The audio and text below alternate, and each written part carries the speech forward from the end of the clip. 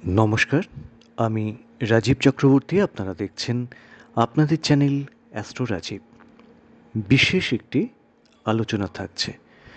আপনারা হয়তো জানেন, জুন মাসের ২৯ তারিখে শনিদেব বক্রী হতে চলেছেন কুম্ভ রাশিতে। শনিদেব সিংহ রাশি তথা সিংহ লগ্নের সাপেক্ষে ষষ্ঠ এবং সপ্তমপতি। তিনি বক্রী হচ্ছেন সপ্তম স্থানে, অর্থাৎ কুম্ভ রাশিতে। কি কি হতে পারে, কি কি ভালো হতে পারে? এবার বলছেন যে শনিদেব বক্রী হচ্ছেন, তাতে আবার ভালো? হ্যাঁ, শনিদেব কিন্তু ভালো ফলও প্রদান করেন, এবং শনিদেব যখন ভালো ফল প্রদান করেন, কারোর ক্ষমতা হয় না সেটাকে ঠেকিয়ে দেওয়ার, কারণ অত্যন্ত প্রভাবশালী একটি প্ল্যানেট এই শনিদেব।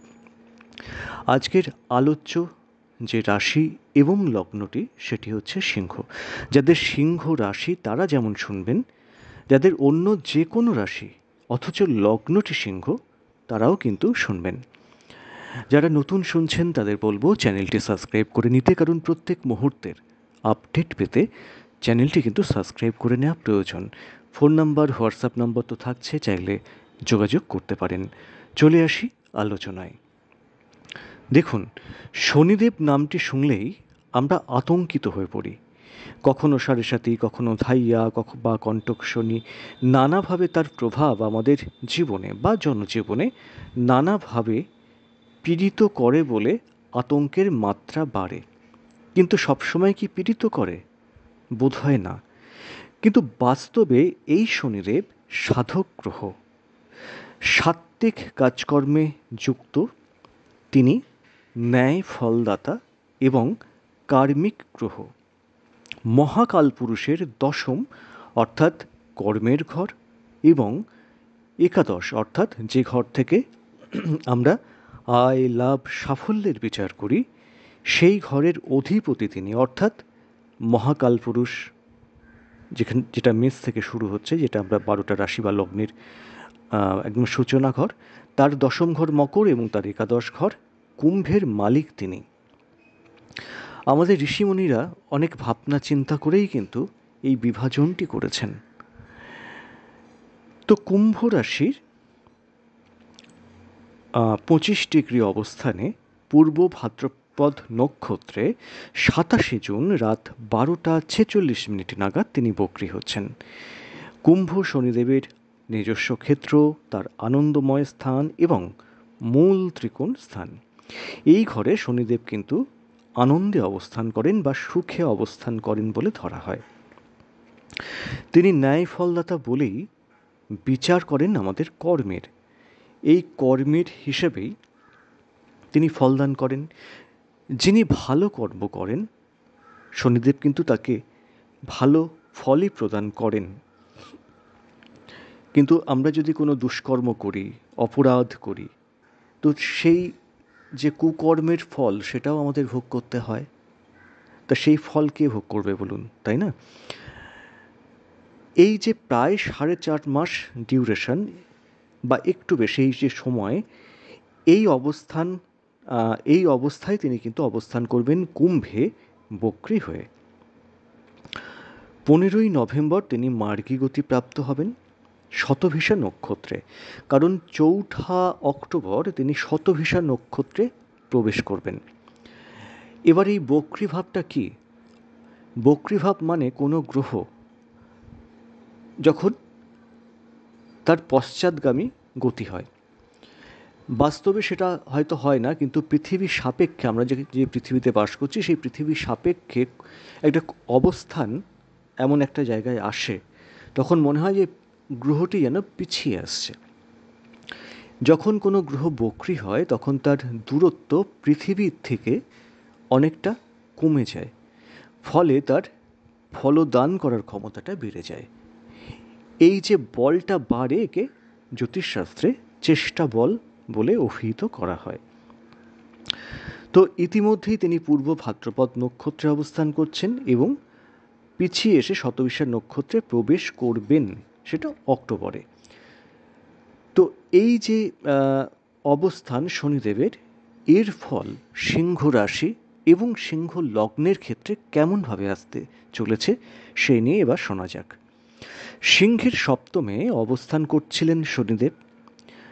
অনেকেরই কিন্তু এই সময় অনেক সিংহ রাশি বা সিংহ লগ্নের ক্ষেত্রে দাম্পত্য অসন্তোষ বেড়েছিল এবং যারা ব্যবসা করেন তাদের ব্যবসা কিছুটা মন্দীভূত হয়ে গিয়েছিল, মানে একটু গতিটা হারিয়ে ফেলেছিল।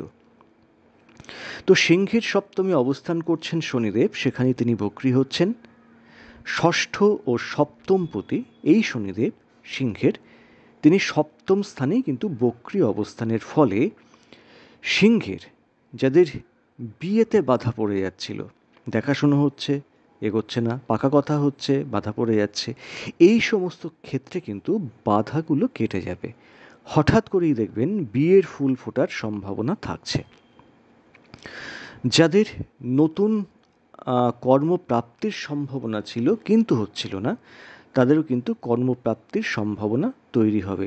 ধরুন আপনি ইন্টারভিউ দিয়ে এসছেন, সেই কবে সিলেক্টেডও হয়ে বসে আছেন কিন্তু ডাক আসছিল না, এসব ক্ষেত্রে কিন্তু কর্মপ্রাপ্তির সম্ভাবনা বাড়বে। কারণ কোনো গ্রহ যখন বক্রী হয়, শাস্ত্রে বলছে তিনি আগের কিছু কর্মের ফল দিতে কিন্তু উপস্থিত হন। যে ফলটা তখন তিনি দেননি সেই ফলটা এখন তিনি কিন্তু প্রদান করবেন। তো শনিদেবের ক্ষেত্রেও তার অন্যথা হবে না। তো এই যে ধরুন আপনারা কর্মপ্রাপ্তির চেষ্টা করেছিলেন এবং সেটা হয়নি এতদিন, সেই বাধাগুলো কাটবে, কর্মপ্রাপ্তির সম্ভাবনা বাড়ছে। এই সময় প্রেমিক বা প্রেমিকার স্বাস্থ্য একটু চিন্তার কারণ কিন্তু হতে পারে।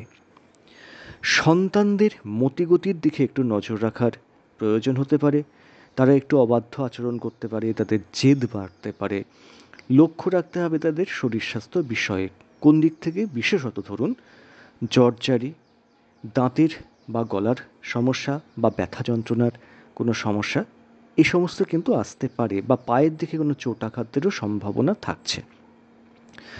এই যে রোগের কথা বললাম আপনার সন্তানের ক্ষেত্রে, যেহেতু সমসপ্তমে শনিদেব বক্রী হয়ে আপনাদের রাশিতে তার একদম ডিরেক্ট দৃষ্টি আছে, এই সমস্ত রোগের প্রবণতাও, যেটা সিংহের অনেকেই ভুগছেন, ইতিমধ্যেই ভুগছেন, তো সেইগুলো কিন্তু একটু বাড়ার সম্ভাবনা থাকবে অনেক ক্ষেত্রে।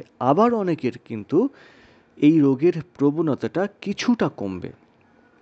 এটা নির্ভর করে ব্যক্তিগত জন্মছকে শনিদেবের অবস্থানের উপরে। এই দিকে একটু নজর রাখার প্রয়োজন আছে আপনাদের।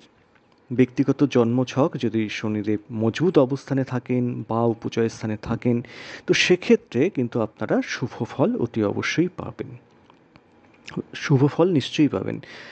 শত্রুতা বাড়লেও তারা কিন্তু বিশেষ ক্ষতি করতে পারবে না। রাস্তাঘাটে একটু সাবধানে চলতে হবে। এই সময়ের মধ্যেই রাশি তথা লগ্নাধিপতি রবি আপনাদের রাশি তথা লগ্ন সাপেক্ষে কখনো একাদশে, আবার কখনো আপনাদের রাশিতে অবস্থান করে প্রায় 2 মাস সময় বক্রী শনির যে কিছুটা অশুভ প্রভাব থেকে আপনাদের কিন্তু অনেক অংশেই রক্ষা করবেন। এই সময় ব্যবসায় প্রচুর বিনিয়োগ এড়িয়ে যাওয়ার প্রয়োজন আছে। আবার ধরুন অনেকেই ভাবছিলেন দীর্ঘদিন ধরে একটা ব্যবসা শুরু করবেন, তো এই সময় যারা ভাবছিলেন, চেষ্টা করছিলেন, ইনভেস্ট করতে চাইছিলেন, এই সময় দেখবেন অনেকেরই কিন্তু নতুন ব্যবসা, যেটা মনের মধ্যে ছিল, চেষ্টা চরিত্র চলছিল, সেটা কিন্তু শুরু হতে পারে।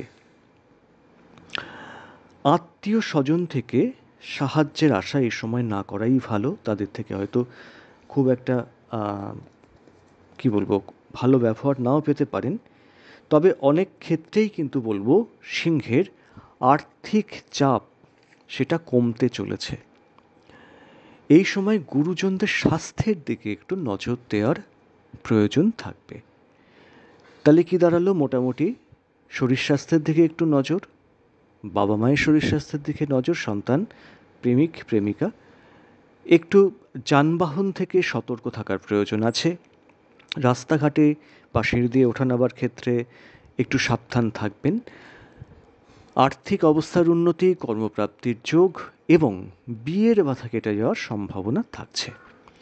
তো মোটামুটি এই যে ফল কেমন আসতে পারে তার একটা আগাম আভাস আপনাদের দেওয়া থাকলো। আর কি আপনারা জানতে চান, কী ধরনের ভিডিও চান, সেটাও কিন্তু আমাদের কমেন্টসে অতি অবশ্যই জানাবেন। আজ এ পর্যন্তই, নমস্কার।